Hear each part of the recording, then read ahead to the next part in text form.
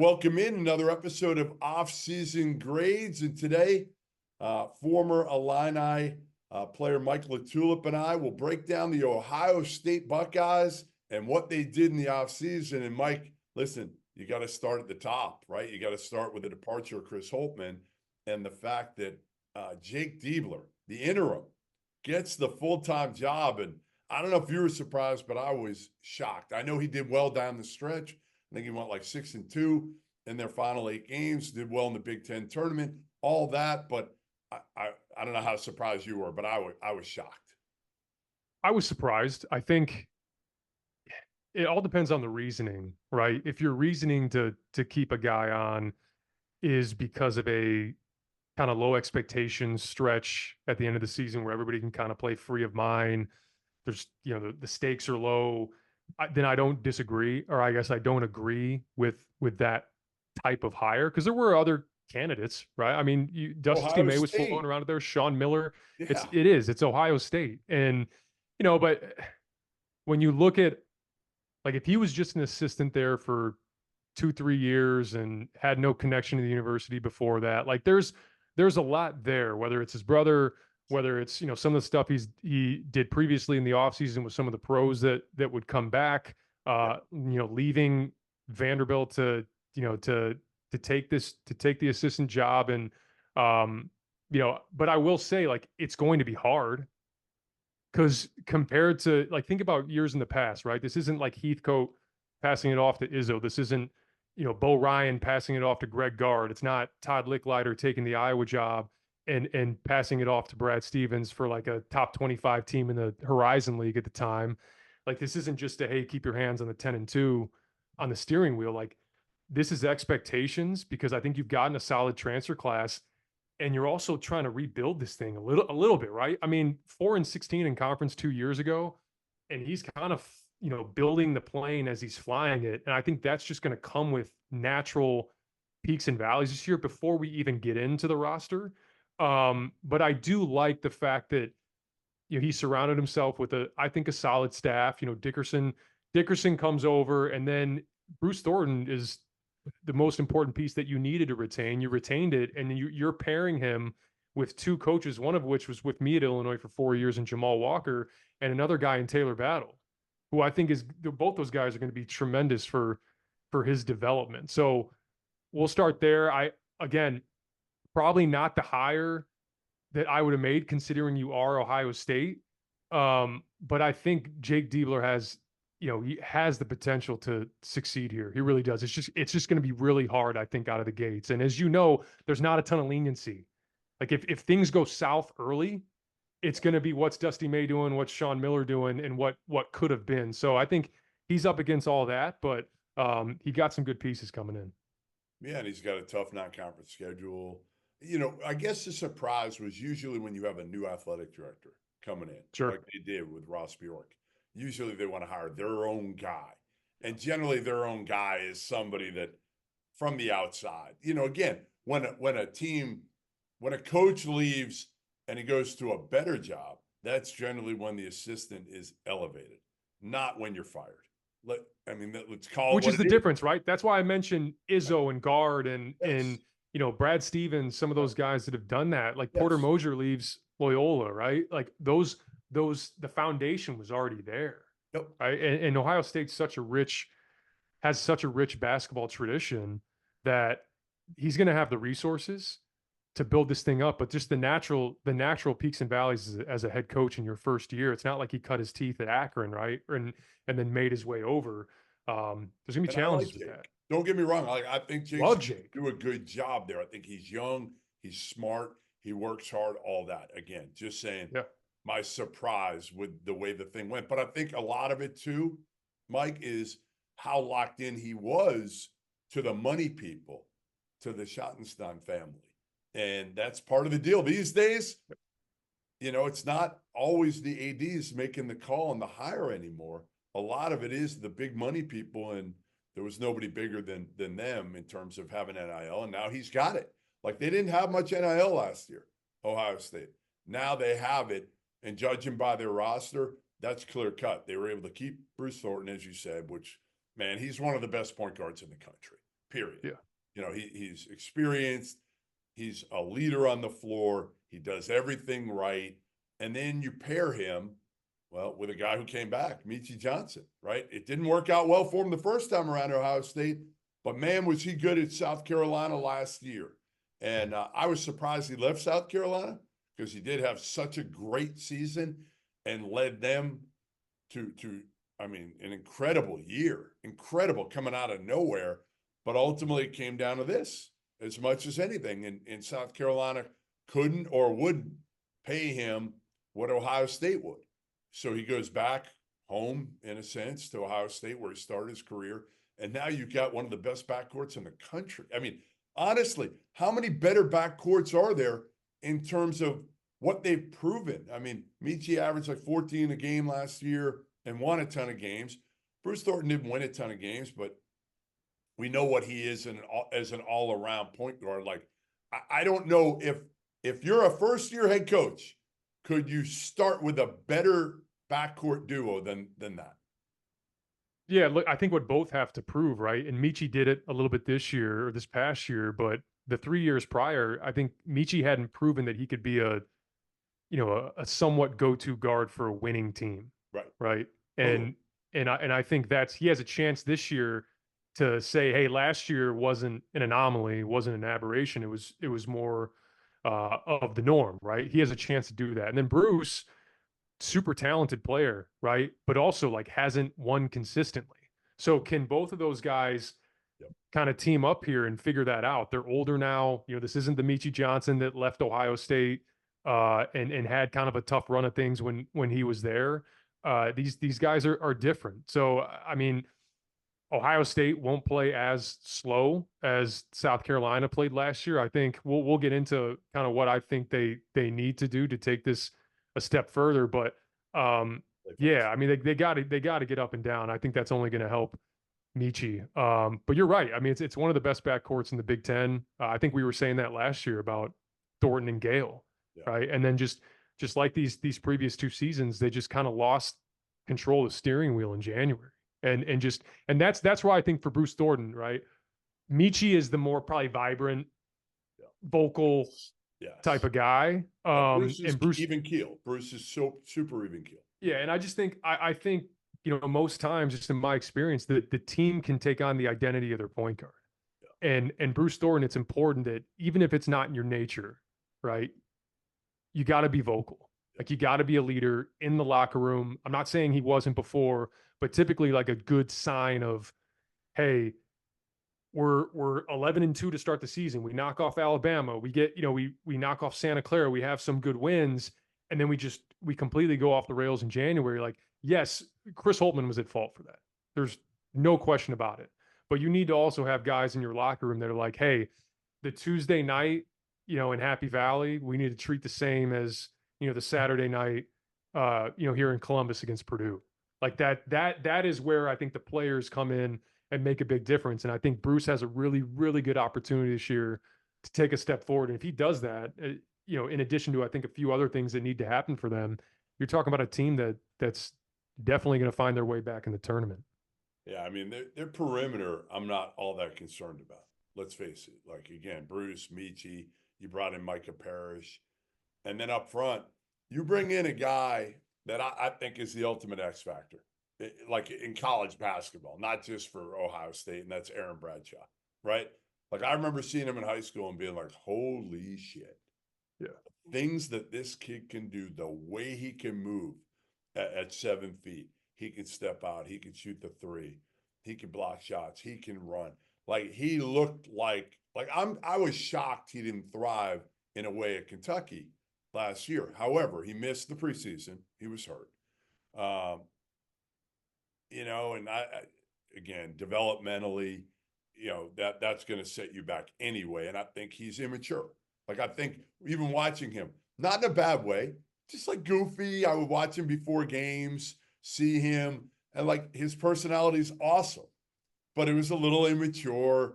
And I just think, again, the other part was Calipari couldn't figure out what he wanted to do with those bigs, right? He would just, on Yensu one day, Bradshaw another day, Big Z another day. So, like, none of those dudes could get into a rhythm at all. You know, to me, Aaron Bradshaw in the offseason this year, and I've talked to Diebler about this, and said he's working his butt off, and he's still got a long way to go, but like he's made huge strides. If he locks in and shows that potential this year, man, watch out, because this kid, I'm telling you, as far as natural ability, Mike, there aren't 5 guys in college basketball that will have more natural ability than Aaron Bradshaw. Yeah, and you're not the only one that's bullish on him. I think, when you go and look at certain mock drafts too, like there's still some people that are holding a significant amount of Aaron Bradshaw stock. I mean, I saw one the other day that had him in the lottery, and that's coming off of, again, probably baking in the injury before. And I just thought when he did get back for Kentucky, there was a lot of thinking going on when he was out there. Just like the game looked so fast for him. Oh, it was over. It was. And which is kind of fascinating, because there is supposed to be like a free flowing nature to how Cal kind of runs things offensively. And I just think, and I'll stay on the Bradshaw part, but I'll bake in, some of the other additions as well, because I think it's an overarching point of how you can unlock him a little bit this year. Because you did lose Felix Okpara, which, when you look at the rim defense last year, right, when he was off the floor, teams were shooting 61% at the rim. When Okpara was on the floor, it was like 52%. And that's like a very stark contrast. So they're going to need Bradshaw to kind of pick up the slack there defensively. But I'll stick to offensively, because I look at this personnel, you have to play faster. Like you just have to. I mean, throughout the Holtman tenure, right, I think one season they were in the top 250 in the country in tempo. One season.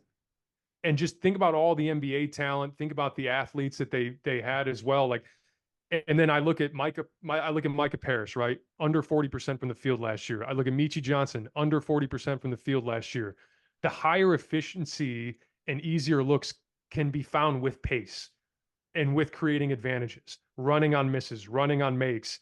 For both Parrish and Johnson, and then I'll get to Bradshaw, like there has to be a couple possessions a game where they can play with more space and find higher percentage looks. Because too many times this Ohio State team gets bogged down in the half court over and over again. Like it was just a common theme.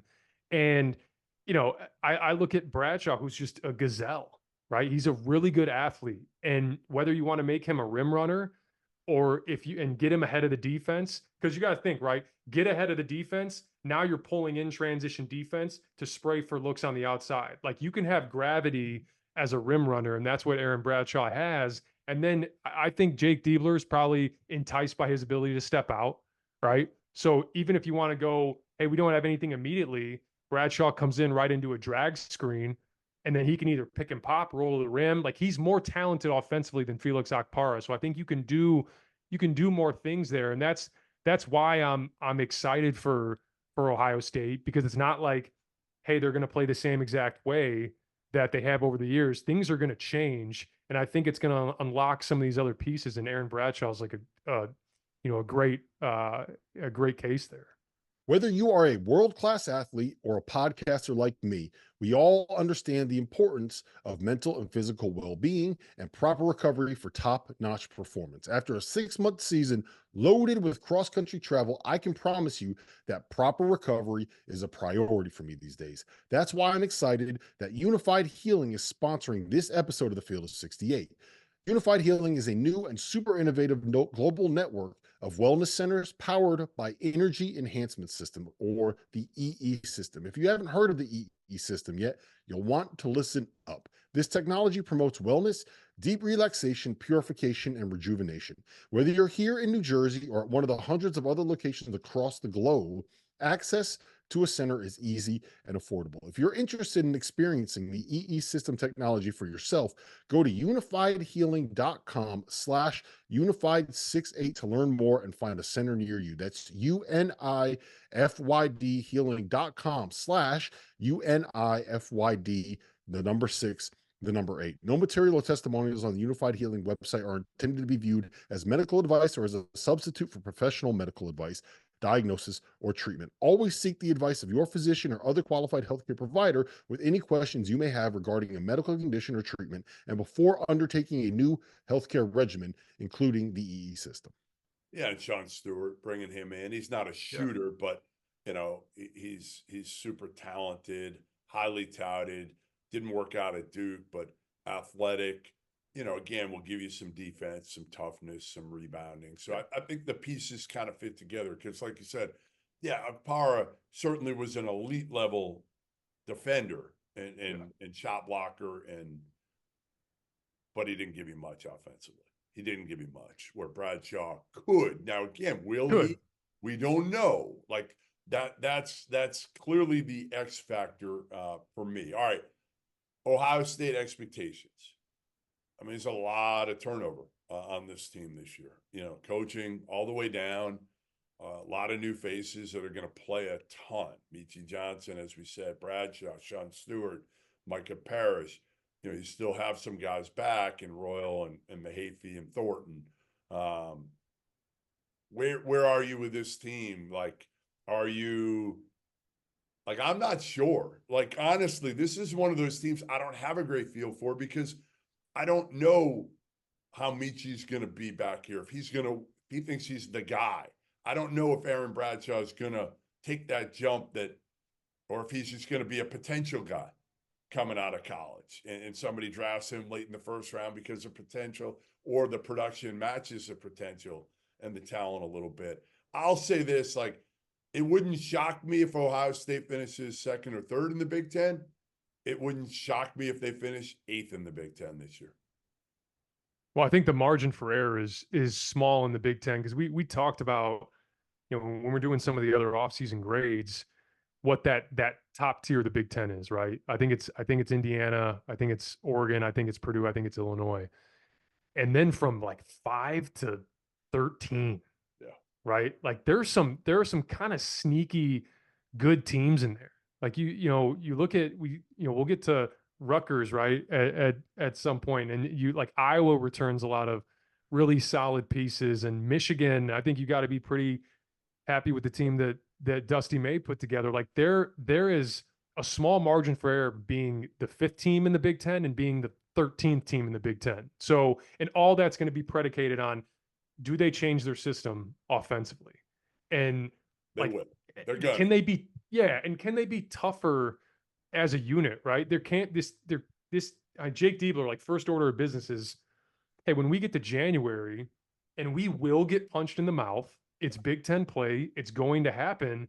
We can't drive off the road like you have in previous years. Like, you have to figure that out. They've had really solid starts the last 2 years, but they've won 4 of their 17 January games the past 2 years.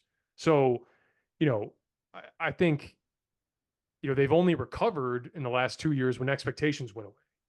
Right. And that's to me, like, that's a mental toughness thing. That's like, hey, we come out of the gates, lots expected of us because we're 11-2. And then we get blitzed in January.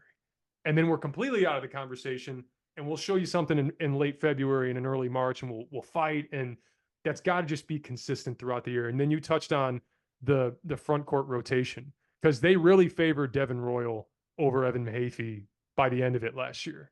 Right. I think he was more comfortable out there. Mahaffey honestly kind of similar to Sean Stewart at Duke, was kind of like, hey, where do I go? I'm kind of in the short corner. I'm kind of like in the slot now. I'm on the wing. And I see Sean Stewart as kind of a backup 5 too. Because I think you can run with, like, he's such a good athlete. I think you can run with him. He can rebound. He can rebound. I mean, he's really, really, I agree, untapped potential there. So I think that they have tournament potential. I do. And I'll just go back to what I said in the beginning with Jake Diebler. Like, this isn't going to be easy. It's like, if people think about it as like a video game, it's like, hey, you get this coach and he gets these players, and there's just so many things that you have to figure out as a head coach and figure out, like, in your first full year doing this, that, again, flying the plane as he's building it. And if this Ohio State team finds their way to like a 7 or above seed in the NCAA tournament, that is like But to me, that is like A+ season, even given the talent that they've brought in, because there's so many other things that you got to factor in. So I expect them to be a tough team in the Big Ten, where like you can't, if you go into Columbus on a Wednesday, right? Like you're going to be in for a fight. But like, are they going to be a top 6 seed in the NCAA tournament? I don't think so. I think finding your way back in the NCAA tournament should be the expectation. Right? Even if it's an 8-9 seed, that's fine. 100%. That's if you're an Ohio State fan, you'll take that. If they get in, to me, and I'm not sure Jake would agree with this and sign off on it, but if I were him, I would. He shouldn't. He shouldn't sign off on it. He's gonna have higher aspirations, of course, but and he should with this roster, right? Yeah. Like when you look at your backcourt and you look at Bradshaw, you're saying to yourself, hey, I think at the highest, at our ceiling, we can do more. Why can't we make this second weekend? And I get that. And that is probably their ceiling. It probably is. If everything goes right, yeah, they could probably make this second weekend and be a top 15 team all year. But again, that's probably if almost everything goes right. All right, give me your offseason grade for Ohio State. I think he did a hell of a job. I mean, again, you kept Bruce Thornton. You added Meechie Johnson, one of the best guards in the portal. You added Bradshaw, one of the most talented players. You got Sean Stewart from Duke, who was a top, I think, 50 player coming into Duke and out of high school and just couldn't break through with that rotation. I'll give him, I mean, honestly, as a coach that took over that nobody knew who the hell he was, I'm gonna give him an A-. I don't know how you don't for what he put together. And Micah Parrish, who comes from a San Diego State program that won a ton of games, like to me, I don't think you can give him much lower than an A-. Yeah, I was on the fringe right there. I was A-, B+. I'll go B+ from the standpoint of this is a team that struggled last season, right? And really if you think about it, each offseason addition needs to take some sort of step forward, right? Like you're banking on some sort of step forward from each of them, right? Bradshaw, can you figure out a role that allows him to be his most effective self? Can Parrish find that, I think, positive regression as a shooter? Because he was 29% last year from 3, and I'm watching San Diego State, and I got too much respect for Brian Dutcher to run as many baseline out of bounds, sideline out of bounds, after timeout plays to free up Micah Parrish if he didn't think he was a good shooter and if he wasn't showing it in practice. And I think last year he was 23% off the bounce and he was 23% off catch and shoot. That's just not going to happen this year because he was 37 and 40% the previous 2 seasons. So you got to think about some positive regression there. Meechie Johnson needs to find a way. He was under 40% again from the field last year. Part of that, South Carolina was like, hey, we're going to chew 20 to 24 seconds of the shot clock. And, you're going to have to get a shot up. Play faster will allow Meechie Johnson to be more effective there. So he needs to take a step forward there. And then Bruce Thornton, I think, needs to just take full control of this team as a leader. And just the January regression is just unacceptable. At Ohio State, it just is. Like, it's unacceptable for how rich that tradition is. So hitting on all of those isn't impossible, right? Like the bar isn't high for any of those guys to do any of those things. And if they do that, I think they're comfortably in the NCAA tournament. And that's why I have them at a B+, because I also factor in like losing Gale, losing Okpara, like it hurts. Like it does. So that's where I landed there. But A- I don't think is out of the question either. Yeah, I only did it because honestly, those guys have been a part of losing seasons. Totally. So like to me, you hate to say it, like Okpara is a talented guy. Gale's a talent. It just wasn't working in Columbus. So in a way, to me, it's like get a clean slate. Thornton's the one guy I really trusted. Keep him, and then go buy a different team, which is what they did. So all right, A- for me.